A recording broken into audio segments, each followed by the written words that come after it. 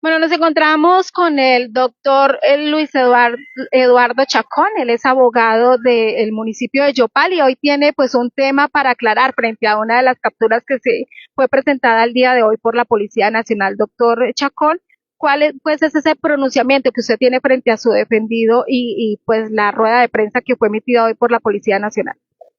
Gracias, Claudia. Gracias, Martín. Efectivamente, en el día de hoy estuve atento a la rueda de prensa que realizó el coronel, el comandante de la policía de Casanare, donde hizo una rueda de prensa indicando unas capturas que se habían hecho y en esas capturas se habló de un prohijado, el señor Diego Alejandro Berrocal Pérez. La situación es lo siguiente, la sinopsis que tenemos de este proceso es que a Diego se le ordenó, el fiscal 17 EDA ordenó una captura, la cual se tramitó ante el juzgado promiscuo municipal de Recetor el 5 de abril de ese año. Se hizo efectiva el 29 de abril, donde se capturó al señor Diego Alejandro Berrocal en la ciudad de Yopal Casanare.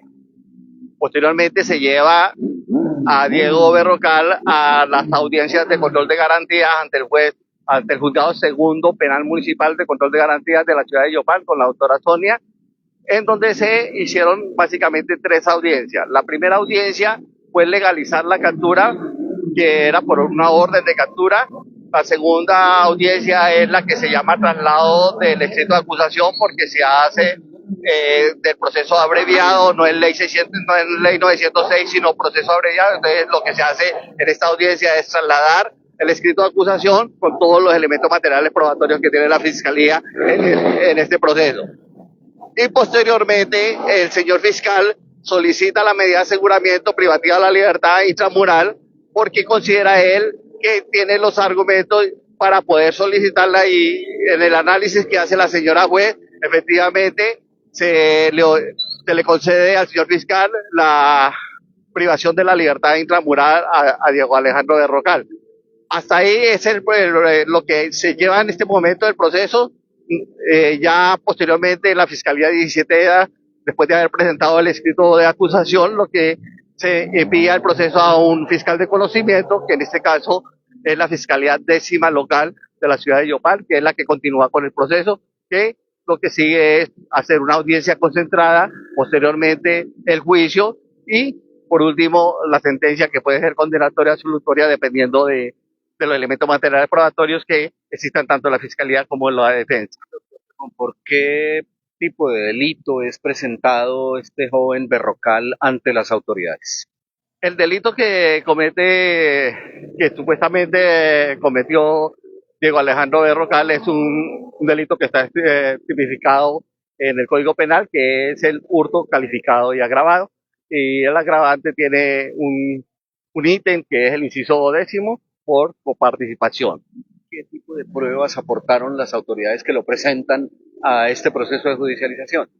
Básicamente, las pruebas reina que tiene la Fiscalía sobre este proceso es unos videos que se pudieron aportar al proceso, donde se puede visualizar la moto de la víctima, posteriormente la moto de las personas que iban detrás de ella y por último cuando la víctima se le rapa el bolso y es arrastrada. Esas son. Los mismos videos que fueron presentados el día de hoy. Sí, efectivamente, dentro del el procedimiento que hicieron hoy de la rueda de prensa, se observó que se presentaron unos videos que hacen parte de este proceso y que todavía no han sido objeto de debate dentro del proceso que se adelanta contra Diego Alejandro Berrocal. Esto podría entorpecer precisamente pues todo el proceso judicial, haber enseñado esas pruebas antes, o no implica para nada de pronto que se altere el delito que él cometió y que se pueda quizás interrumpir la audiencia. Tiene sus incidencias porque únicamente las pruebas se tienen que presentar ante el juez de conocimiento, se debaten y se hace el interrogatorio y el contrainterrogatorio, y esas pruebas como tal no han sido objeto de ese debate. Entonces, por haberse presentado, haberse sacado a la luz pública esas pruebas, pues se vuelven ilícitas. Entonces, uno como abogado puede solicitar que se excluye esa prueba por ilicitud, por ya haber sido publicada y ya pierde el conocimiento y pierde la imparcialidad del señor juez porque ya esas pruebas han sido contaminadas. Al perder la custodia que pues se da en estos casos para estas pruebas, tendría que ver algo con el delito si sí se cometió, si sí se comprueba en el video que esta persona sí participó en este hecho delictivo, así de pronto haya sido publicado antes. El inconveniente está en que si la prueba se vuelve ilegal, entonces no es objeto de debate, entonces la fiscalía perdería esa posibilidad de demostrar el delito como tal. Puede perder un proceso la fiscalía por esa contaminación de pruebas que se presenta antes del debate que se debe hacer ante el juicio. Doctor Chacón, en medio de la rueda de prensa, la policía hizo una serie de revelaciones o entregó información sobre antecedentes de estas personas, de estos 6 capturados, habló de 50 y no sé cuántas anotaciones de procesos activos y demás.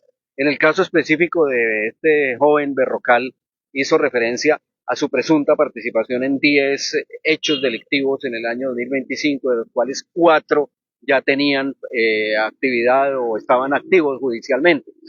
En ese sentido, ¿qué pasa con todo ese antecedente o todas esas informaciones adicionales que entregan las autoridades que pareciera que incrementaran los niveles de peligrosidad de este ciudadano?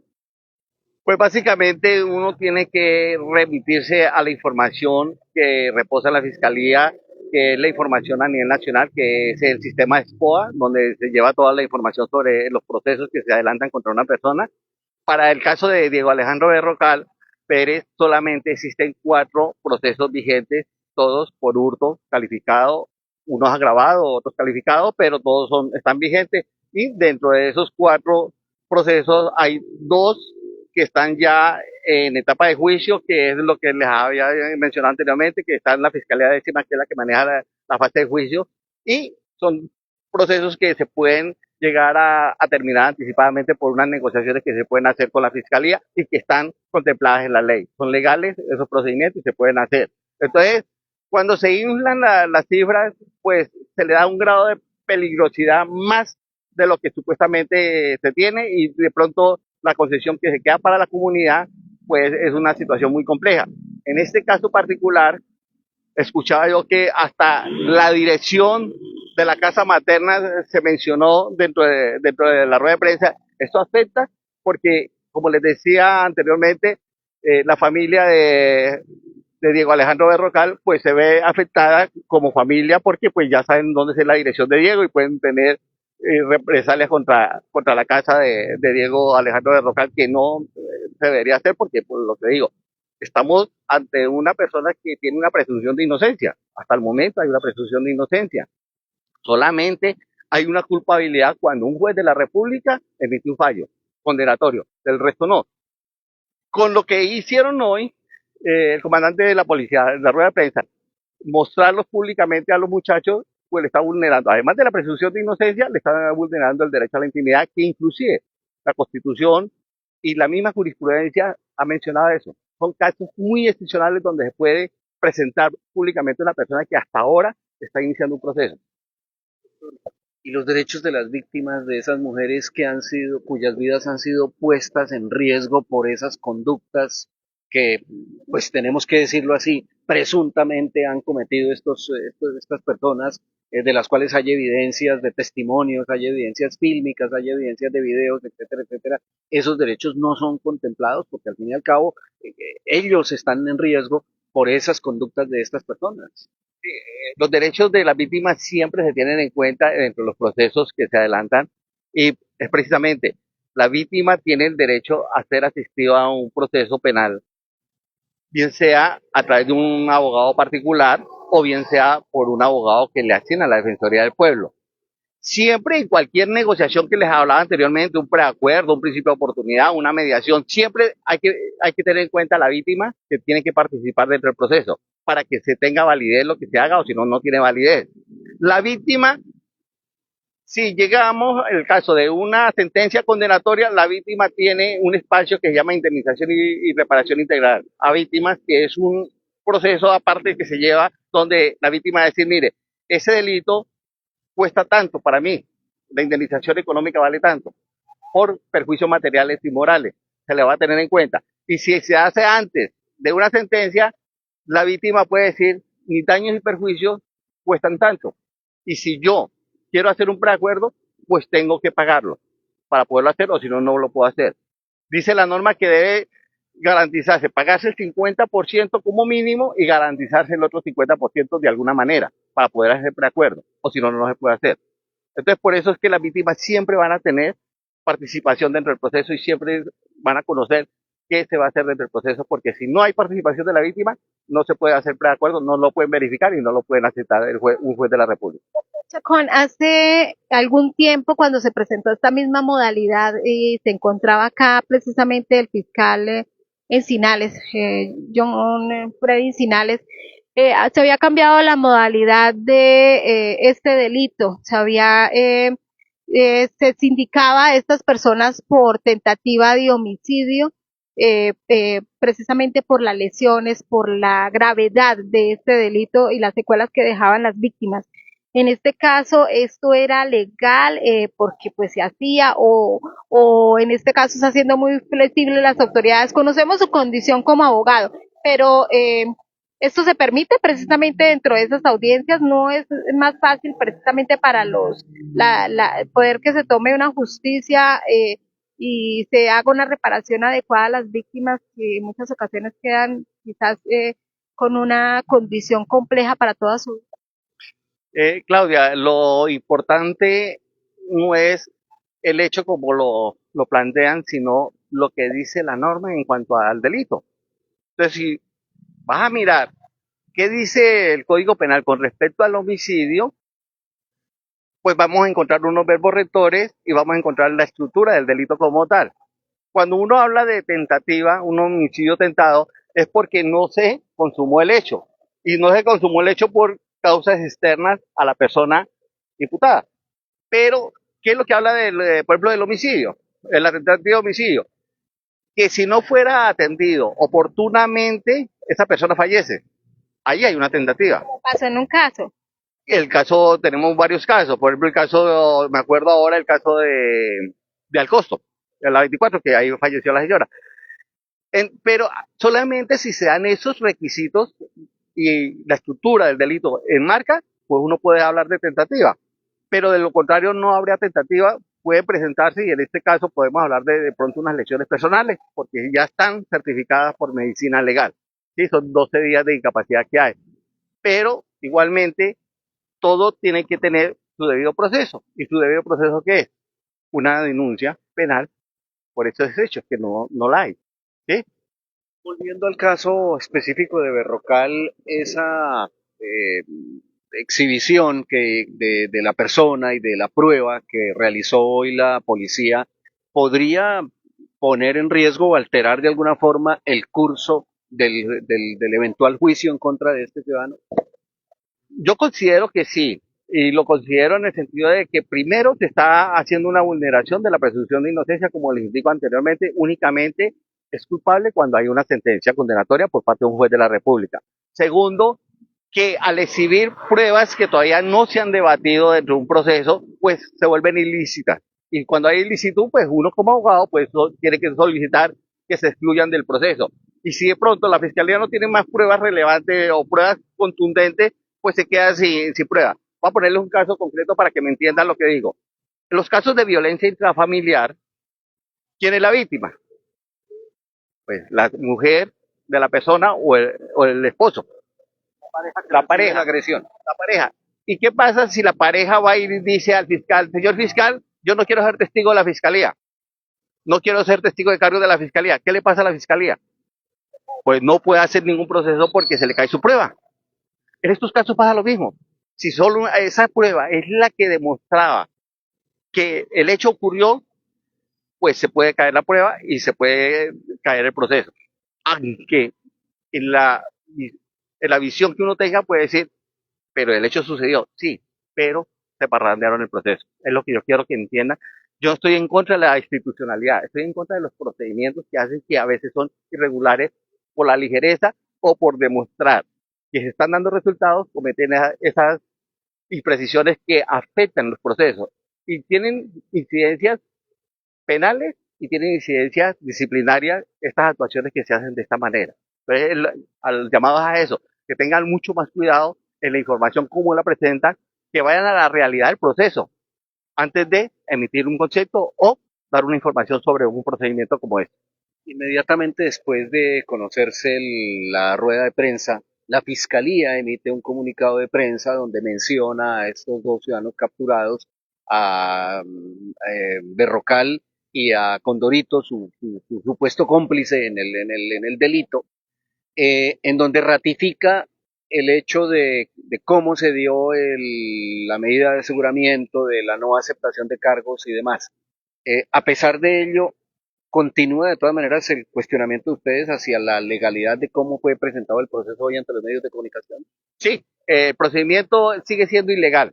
Y el procedimiento sigue siendo ilegal porque es que no lo dice el abogado, lo dice la Corte Constitucional, que se vulneran derechos fundamentales como el principio de la inocencia y el derecho a la intimidad. Están respaldados por una norma constitucional y hay que respetarlo. Entonces, lo que nosotros siempre hemos dicho, el procedimiento debe hacerse, debe anunciarse qué sucedió, pero no exponer a las personas porque en muchos casos puede que hayan casos en que efectivamente ocurrió el hecho y la persona es la que posiblemente cometió el delito, pero hay casos en que no, y son muchos, y ya después de que salga a la luz pública un tema de esos, ya para volver esa situación ya es imposible, entonces afectan a las personas, entonces para evitar ese problema es mejor dar información tal como lo permite la norma, que ellos sí pueden emitir un concepto, pueden decir, mire, hubo tales capturas de tales personas, tales hechos, la información como está reposa. Los antecedentes que tienen en el SPOA. El SPOA, ahí hay antecedentes del SPOA que el SPOA es a nivel nacional, y lo que diga el SPOA es porque existe, del resto no. Aquí en el SPOA usted va a encontrar cuando dice los procesos están vigentes o cuando están inactivos. Entonces, cuando están inactivos, están archivados. No se puede hacer nada con esos ya por esos procesos, solamente con los que están activos. Entonces, por eso es que yo llamo la atención a eso, a que tengan más cautela en la información que la dan para no tener afectaciones tanto a la persona como al proceso como tal. Que es lo que uno siempre busca, es que el proceso continúe su cauce y no la integridad del proceso. Y que no se envíen esos conceptos a la población. Nosotros sabemos que la situación en Yopal se ha incrementado mucho el tema del hurto, muchos temas que han hecho que la comunidad se sienta afectada. Nosotros hablábamos con algunos amigos sobre el tema del tren de Aragua, que para la policía y para otras instituciones no existe, pero se ha visto que el tren de Aragua tiene ya presencia muy fuerte en la Fortaleza, tiene presencia muy fuerte en Caño Seco, tiene presencia muy fuerte en Pajonal, la Resistencia. Es tanta la presencia de que existen muchos hechos violentos y se han denunciado y se han dicho, ojo, porque al lado del intercambiador hay gente enterrada. Y sin embargo todavía no se ha hecho nada sobre eso, verificar esta información.